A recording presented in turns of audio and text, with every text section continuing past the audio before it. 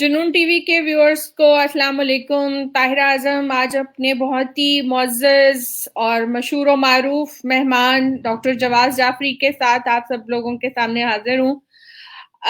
आज के जो मेरे मेहमान हैं वो किसी तारुफ के मोहताज नहीं, वो एक बहुत मशहूर व मारूफ उर्दू के शायर हैं और पंजाबी के शायर भी हैं।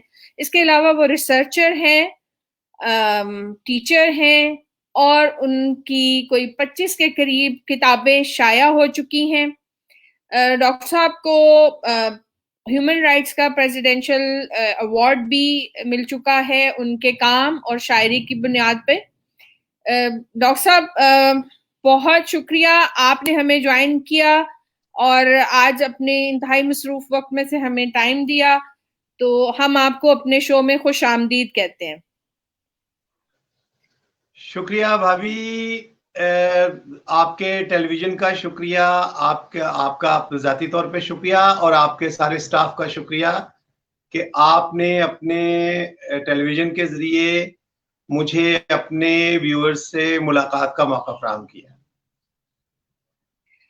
अच्छा जवाद भाई, चूंकि जाहिर है हमेशा से आपको भाई जवाद भाई कहती हूँ, तो अभी भी यही कहूंगी, जाहिर है आपसे एक इतना पुराना और करीबी ताल्लुक है, लेकिन मेरे व्यूअर्स मेरे लिए ऑनर है। आप मेरी बहन है, मेरी भाभी है।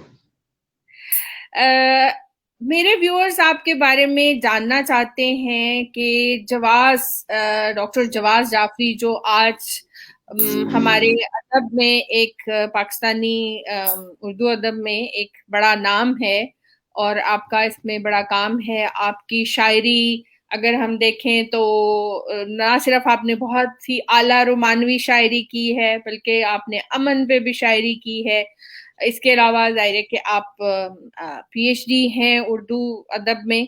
तो आज का जवाद जाफरी जो है, इसकी जिंदगी के सफर के बारे में मेरे व्यूअर्स जरूर जानना चाहेंगे कि आपने अपने करियर का आगाज कहाँ से किया, जवाद जाफरी बुनियादी तौर पे कहाँ से है और इतना बड़ा नाम कैसे बना?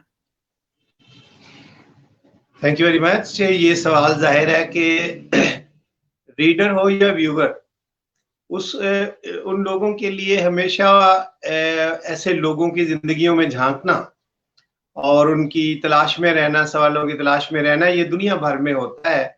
और मेरे भी जो थोड़े बहुत पढ़ने लिखने वाले दोस्त हैं या रीडर्स हैं, वो भी इन सवालों पे मतलब इसरार करते रहते हैं। मेरा ताल्लुक शेखुपुरा के एक छोटे से गांव से है और उस गांव से मैंने मतलब अपनी लिखने पढ़ने की जिंदगी का आगाज किया।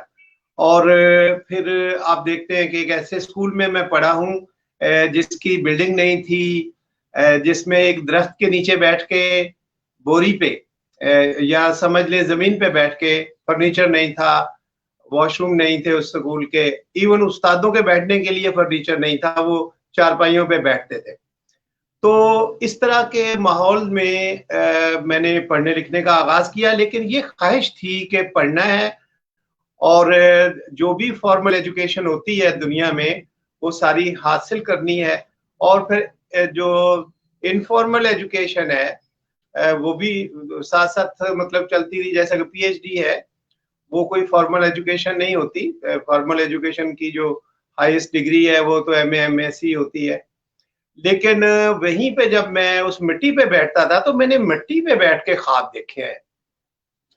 उस स्कूल की जो मिट्टी है, उस मिट्टी को मैं अपनी आंखों का सुरमा समझता हूँ और उन असातिज़ा का शुक्रगुजार हूँ जिन्होंने हमारी जो शख्सियत की बुनियाद है वो उसकी पहली ईंट जो है वो दुरुस्त तरीके से रखी और हमारे अंदर पढ़ने लिखने का शगफ या मोहब्बत पैदा की। उनमें से कई जो हैं वो फौत हो गए हैं।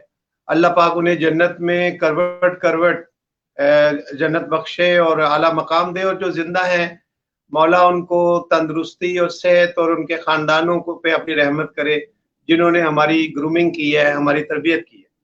तो उस गांव से निकल के तो आप देखें, फिर हम गवर्नमेंट कॉलेज शेखुपुरा में मेरी तालीम हुई है, ग्रेजुएशन जो है। उसके बाद फिर मैं आया हूँ और गवर्नमेंट कॉलेज शेखुपुरा ही वो जगह है जहाँ पे हमें प्रॉपर उस्ताद मिले, किताबों से हमारा तारुफ हुआ और वो माहौल मिला जिसमें इल्म से मोहब्बत, मजीद पढ़ने लिखने के लिए मोहब्बत पैदा हुई और किताब से मोहब्बत पैदा हुई और एक ऐसा माहौल मिला जिसमें मैं अपने लिटरेरी करियर को आगे बढ़ा सकता था। और वहां से होता हुआ मैं जो लैंग्वेजेस का हमारे यहाँ जो सबसे बड़ा अदारा है, कदीम तरीन अदारा, वो है oriental college Punjab university Lahore. तो उस कॉलेज से मैंने फिर किया है एमए उर्दू। ये मेरी दरीना ख्वाहिश थी कि मैं शेर कहूँ, शायरी करूँ और लिटरेचर में अपनी जो फॉर्मल एजुकेशन है उसे आगे बढ़ाऊं। और वहीं से उसी यूनिवर्सिटी से फिर मैंने अपनी पीएचडी की है और मेरी पीएचडी जो है वो यानी बड़ी उस जमाने में उसकी शोहरत थी। आज तक मेरी उस मेरे थीसिस को पढ़ा जाता है, दुनिया पूरी में मेरा थीसिस गया है उर्दू अदब यूरोप और अमेरिका में। तो इस मौजू पे मैंने डॉक्टर सुहेल अहमद खान साहब, जो कि हमारे अहद का एक बड़ा तनकीदी नाम है, मैंने उनकी निगरानी में ये काम किया और इस तरह लेक्चरर हुआ, फिर असिस्टेंट प्रोफेसर बना, एसोसिएट प्रोफेसर बना और आजकल मैं फुल प्रोफेसर के तौर पे government college of science Wahadat road Lahore में बतौर हेड ऑफ उर्दू डिपार्टमेंट काम कर रहा हूँ। बहुत शुक्रिया जवाज भाई, आपने बड़े ही मुख्तसरन जो है अपनी इतनी लंबी कहानी जो है हमारे व्यूअर्स को बताई। खास तौर पे जो मेरे व्यूअर्स हैं वो आपकी शायरी के हवाले से जानना चाहेंगे। आपके बहुत सारे शेर जो हैं वो जुबान ज़दे आम है और आपने रोमानवी शायरी के साथ साथ आपने अमन पे बड़ी ही आला पाए की शायरी की। तो और आपकी किताबों के तराजुम जो है वो उससे ज़ुबानों में भी हो। तो जो हम जानना चाहेंगे कि एक नौजवान जो उर्दू में एमए करता है और फिर शायरी शुरू करता है, तो किस तरह से, मतलब एक रोमानवी शायर से एक अमन के शायर के तौर पे, ये जो क्या उर्दू मेरी इतनी अच्छी नहीं है, मतलब इतना जो मल्टी कह लेंगे तनव्वो जो है वो किस तरह से आपने अपने अंदर एक्सप्लोर किया? कैसे पता चला कि जवाज के अंदर इतने सारे पहलू हैं? पहले तो मैं आपको लफ्ज तनव्वो जो है वो दुरुस्त बोलने पे मुबारकबाद पेश करता हूँ, क्योंकि हमारे यहाँ बहुत से लोग हैं जो लफ्ज तनव्वो भी प्रॉपरली अदा नहीं कर सकते। तो मेरी भाभी माशाल्लाह लिटरेचर से बहुत उनका मस है और मैं आपकी सारी जिंदगी मेरे सामने है, तो इसलिए मतलब मुझे बड़ी खुशी हुई कि आपने लफ्ज तनव्वो जो है वो बहुत ही मतलब प्रॉपर तरीके से उसके सही तलफ़्ज़ में बोला। बहरहाल भाभी, ये जो होती है अपना शायरी, इसमें किसी एक सरजमीन से चिमट के नहीं बैठा जा सकता। शायर हमेशा इस तलाश में रहते हैं कि उन जमीनों पे उतरा जाए जहां अभी शायरों के कदम नहीं जहां तक पहुंचे। तो कोशिश मैंने यही की कि उम्र का एक हिस्सा जिसमें जरा आदमी की जो एनर्जी ज्यादा होती है और वो जमाना मोहब्बत के लिए भी, जवानी के दिन जो है वो बड़े मुनासिब समझे जाते हैं। वैसे तो मोहब्बत सारी जिंदगी के लिए होती है, लेकिन एक जमाना होता है जब आप रोमानवी शायरी करते हैं। हमारे यहाँ तो ऐसे शायर भी हैं जिनकी उम्रें 80-85 बरस हो गई, अब भी रोमानवी शेर कह रहे हैं वो। तो मसलन हसरत मोहानी आप देखें, हमारे यहाँ वो बूढ़े हो गए थे लेकिन उनका आशिक जो है वो 16-17 बरस का ही रहा था। इस तरह हमारे यहाँ भी ऐसे बहुत से शायर हैं जिनकी उम्रें 80-85 बरस हैं लेकिन वो अभी तक रोमानवी शायरी कर रहे हैं। तो हमें जल्दी समझ आ गई थी कि एक नवाले को 2 बार नहीं खाया जा सकता। तो इसलिए मैंने कोशिश की कि ज्यादा से ज्यादा वो एरियाज, इंसानी जिंदगी के वो एरियाज, कायनात के वो हिस्से, कायनात की वो सरजमीनें जहाँ पे जो अभी गैर दरियाफ्त शुदा है, तो वहां उतरा जाए। तो मैंने शुरू में थोड़ी सी रोमानवी शायरी आप कह सकते हैं, बल्कि रोमानवियत की तरफ मेरा रुझान कम था। मैं हम जब कॉलेज के जमाने में आए थे तो मार्शल लॉ लगा हुआ था, तो मार्शल लॉ में MRD की तहरीक चल रही थी, हम तो सड़कों पे रहे काफी अरसा, हमने डंडे खाए, फौजियों से मारें खाई, हमारे पांव के तलवे जो हैं लाठियां मार मार के हमारा बुरा हाल किया उन्होंने। लेकिन हमने हमने जिंदगी का आगाज जमहूरियत की जद्दोजहद के लिए बेनजीर भुट्टो के साथ मतलब खड़े रहे हम लोग। फिर हम यूनिवर्सिटी में आए तो तब भी मैंने इलेक्शन लड़ा और जीता यूनिवर्सिटी में।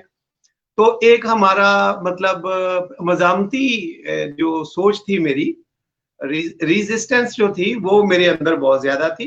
तो इसलिए हम माशाल्लाह के खिलाफ शेर कहते रहे, डिक्टेटरों को ललकारते रहे अपने शेरों में। फिर आगे चल के वहीं से ये अमन का अखवा भी फूटा है। यानी आप देखें ना, जब अभी हम पैदा नहीं हुए थे तो 48 में 47-48 में एक बड़ी जंग हो गई, जिसमें कश्मीर की जंग जो है। जब हम पैदा हो रहे थे, यानी वालिदा की मतलब अभी पैदा नहीं हुआ था या हो गया था, तो बहुत ही छोटा, अभी इब्तदाई सांसें ले रहे थे तो 65 की जंग हो गई। माँ की गोद से उतर के जमीन पे पहला पांव रखा तो 71 की जंग हो गई। ठीक है ना। अब आप देखें कनपटियों पे बाल सफेद हो रहे हैं, तो हमने देखा हमारे यानी ये जो कारगिल की जंग हो गई। तो मेरी एक नज्म है, निस्फ सदी 3.5 जंगें, तो उसमें मैंने यही कहा कि हमारा माजी ही हमारा मुस्तकबिल है। तो ऐसी कौम, यानी ये जंग कोई ऐसी चीज नहीं है जो हमारा वजूदी तजुर्बा ना हो। जंग फिर हमारे हमसायों में, हमारे आसपास जो जंगें बाहर हो रही थी वो हमारी गली कूचों में आ गई। अब मेरा जो आखिरी मजमुआ है जंग पे, मुतबादिल दुनिया का ख्वाब, एक तो पहले था ना मौत का हाथ कलाई पर है, जो दुनिया की तकरीबन सारी मॉडर्न लैंग्वेजेस में चाइना ने ट्रांसलेट करवाया था। और अब जो मेरा मजमुआ आया है मुतबादिल दुनिया का ख्वाब, ये मजमुआ उस जंग को पेश करता है जो हमारे गली कूचों में। अब आप देखें ना, आप बाहर निकले चले फिरे शहरों में, तो हर इमारत के सामने बोरियां, हर इमारत के सामने जो है वो कंक्रीट ब्लॉक्स पड़े हुए और गार्ड खड़े हैं। तो जंग ने जो कभी हमारे यानी सरहदों से परे हुआ करती थी, वो जंग हमारी गली कूचों में आ गई। तो मेरा ख्याल है सबसे बड़ा सवाल अदीब के लिए जंग है इस वक्त।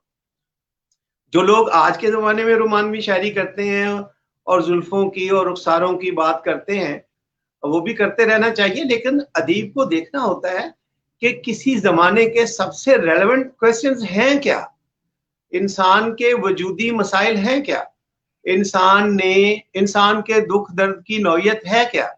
तो मुझे तो यही लगा है कि हमारे तमाम मसाइब और मसाइल की वजह जंग है, जो जंगें हमने लड़ी और जिनके लिए हम तैयारी कर रहे हैं। आप अब देखें कि हमारा बेहतरीन जो हमारा जो सरमाया है वो जंगों पे खर्च हो गया।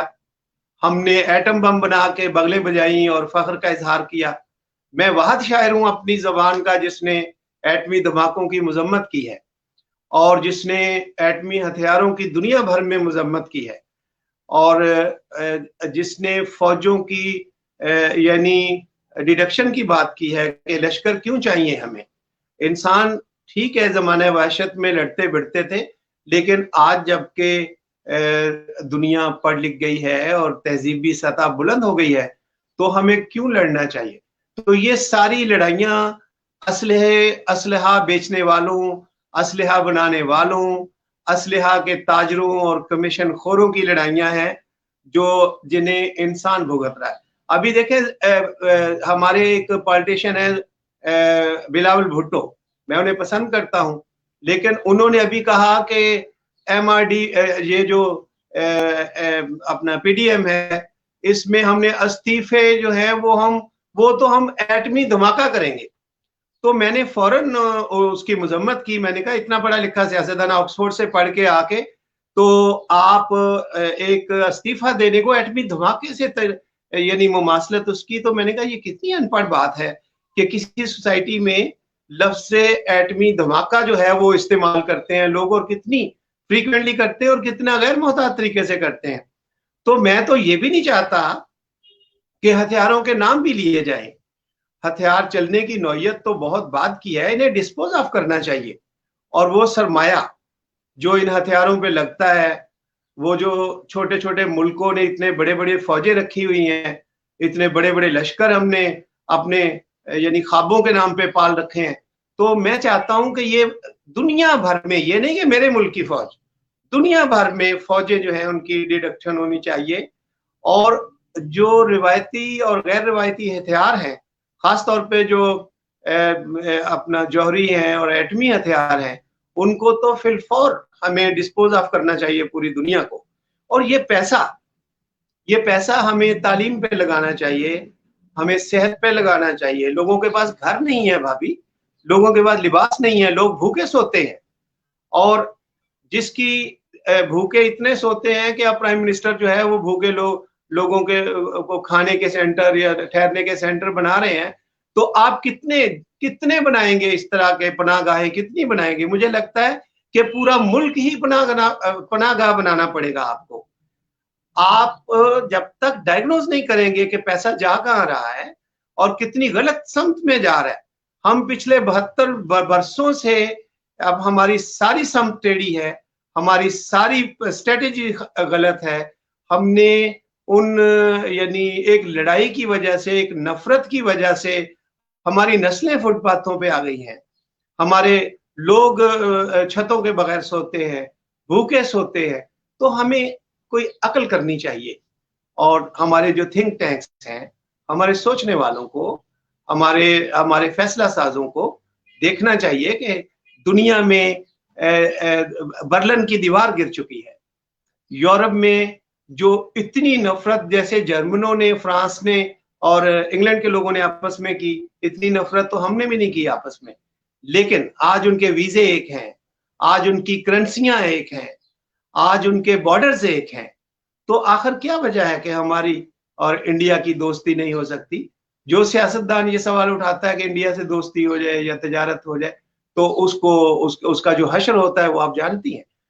तो हमारे यहाँ नफरत की गठड़ियां हैं जो मेरे दादा ने उठाई, जो मेरे और आपके अब्बा ने उठाई, और अब वो नफरत की गठड़ियां हमारे सरों पर रख दी गई है कि हम नफरत करें अपने हमसायों से, अपने इर्द गिर्द से नफरत एक फरीजे के तौर पे करें।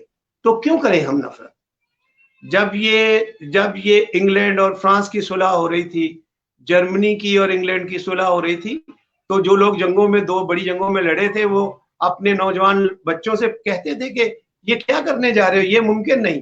तो उन्होंने कहा था हम आपकी नफरत की गठड़ियां नहीं उठाएंगे, हम सुलह करेंगे, हम मोहब्बत से रहेंगे। और उन्होंने बता दिया कि मोहब्बत से रहा जा सकता है। बहुत शुक्रिया, आपने बड़ी ही अहम और हसास मसले पे बात की। और यकीनन हमारी दुआ तो यही है कि कम से कम हमारी अगली नस्लों को ये गठरियां उठा के ना चलना पड़े। लेकिन इस वक्त ज़ाहिर है हम इस पे अभी कोई, जिस तरह से आपने इस पे बात की है, एक हसास अदीब और शायर जो है वो सामने, यही मुझे लगता है कि बुनियादी तौर पे जो माशरे में जो अदीब, दानिश्वर, शायर और सोचने वाले अफराद होते हैं, ये असासा होते हैं हमारे माशरे का। और शायद उस वक्त जो वो बात कर रहे होते हैं वो कुछ लोगों को नागवार गुजरे या वो उसको नापसंद करें, लेकिन हाँ यही खूबसूरती है कि हम जो है वो एक दूसरे को मौका दें कि हम अपनी राय का इजहार कर सकें। अच्छा जवाब भाई, चूंकि आप जी जी जी मैं कह रहा हूं कि हमारे यहाँ आवाजों को दबाने का एक फैशन है कि जो आवाज मुख्तलिफ है या जो आवाज पहले नहीं सुनी गई, उन आवाजों को दबा दिया जाता है और इतना शोर किया जाता है कि वो शोर में दब जाएं। और अब आप देखें कि जंगजुओं की आवाजों को मीडिया कितने यानी ग्लैमरस तरीके से पेश करता है।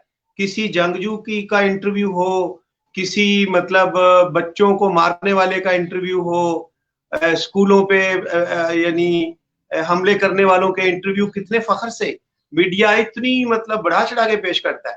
लेकिन वो आवाजें जो अमन के लिए हैं, वो आवाजें जो इंसानियत की बका और एहतराम के लिए हैं, वो आवाजें जो दोस्ती की आवाजें हैं, उन आवाजों को मीडिया न सुनता है न आगे पहुंचाता है।